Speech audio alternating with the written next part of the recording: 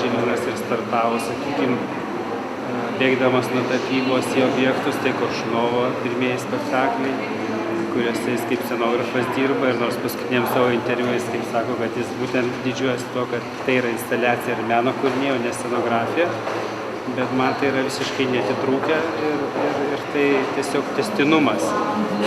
Smagu, kad gali tą, kaip sakyti, autorių lyginti su tuo, kas buvo prieš 20 metų, su pirmosiom gerų blogybių parodom tam pačiam Šiuolaikinio meno centre.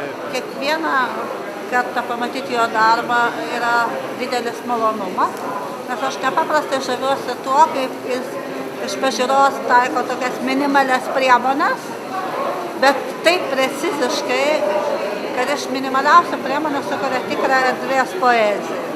Ir daro tokius tai štrichus, tai yra tylus erdvėje, kurie yra apskaičiuoti ne mažiau negu muzikiniai taktai kokio simfoninio orkestro metu, bet kartu viskas atrodo lengva, trapu.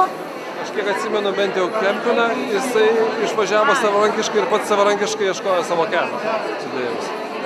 Nes Zapkus buvo tas, kuris man bent jau atrodė, kai išvyko iš Lietuvos, jis patronavo labiau Bareikį, Liudavičių, šituos. Bent jau jie buvo tokie arčiau to.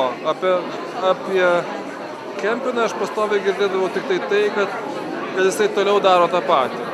Ir mes truputį pasišaipydavom, bet aš manau, kad tai yra tas nuoseklumas arba įtikėjimas to, ką jisai veikia, iš tikrųjų suveikia jo atveju, nebūtinai taip gyvenime suveikia dažnai, bet jo atveju suveikia. Mes darydamas toliau su juostomis kūrinius, su video arba nesvarbu audio juostomis, tarsi atrodo tokie mechaniniai, paprasti dalykai, optiniai sprendimai, formalūs ganėtinai, bet jisai sulaukia pripažinimo.